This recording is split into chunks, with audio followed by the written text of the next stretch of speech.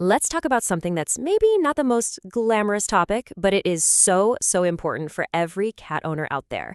Internal parasites. It's a reality for pretty much every cat, and in this explainer, we're going to pull back the curtain on how these parasites work and what it all means for your cat's health. So, let's dive in. Okay, so first things first, we have to bust a huge myth right out of the gate. So many people think, hey, my cat lives inside 24/7, it's safe from worms. Well, we're about to see why that's just not the whole story. So let me ask you straight up. That cat, the one maybe curled up on your sofa right now, is it really protected? The truth is, the fortress of your home isn't quite as parasite-proof as you might think. I mean, think about it. Exposure can happen in all kinds of ways you wouldn't expect. A single mosquito or a flea can get inside and act as a tiny Trojan horse. Or maybe you bring a new cat into your home, or your little indoor hunter actually manages to catch a mouse that got in. And for a ton of cats, the exposure actually begins at birth, from nursing from their mother. You see, the risk is kind of always there. Now, this is where it gets tricky. Let's talk about the silent nature of these infections. Most cats at some point will get parasites, but that initial invasion, it often happens without a single solitary symptom. These things are masters of stealth. And this quote really says it all. From a biological perspective, a parasite doesn't actually want to make its host sick immediately. That's bad for business. Its goal is just to survive and reproduce quietly. And that means it can live inside your cat for a long time, growing its numbers totally undetected. And that leads to what you could call a tipping point. With a low number of parasites, a low parasite load, your cat can seem 100% fine, eating, playing, acting totally normal. But once that parasite population crosses a certain line, the burden just becomes too much for the cat's body. And that is when you finally start to see the clear signs that something is wrong. So, what are those signs? When that parasite load gets too high, your cat's body starts sending out distress signals. And these are the things you absolutely need to be on the lookout for. These are the red flags. A sudden drop in appetite or any noticeable weight loss is a really big one. Changes in the litter box, diarrhea, mucus, or blood in the stool, those are very direct clues.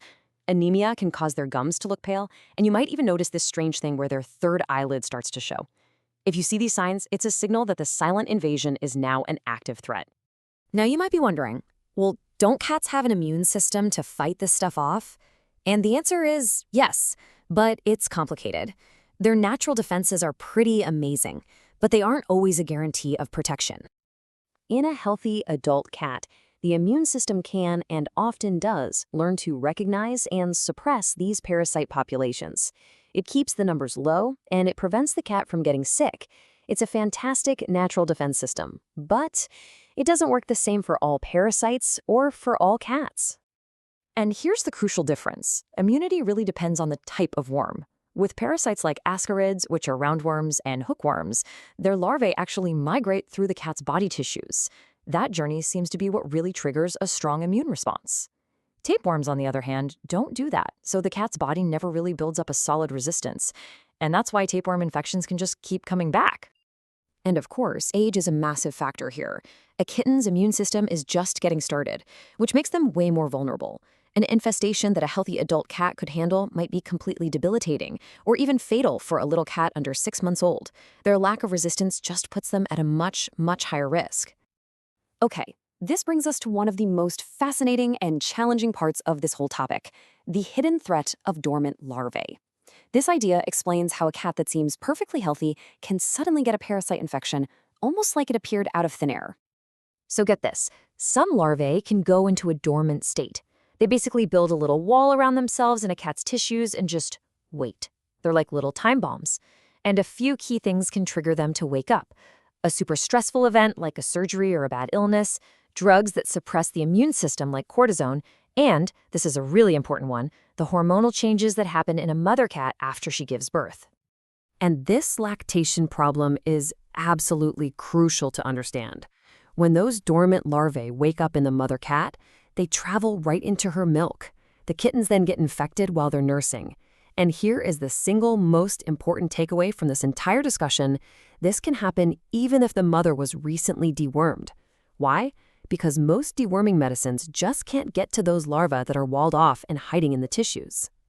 So, the world of feline parasites is a world of silent invasions, of hidden threats, and some surprisingly complex biology.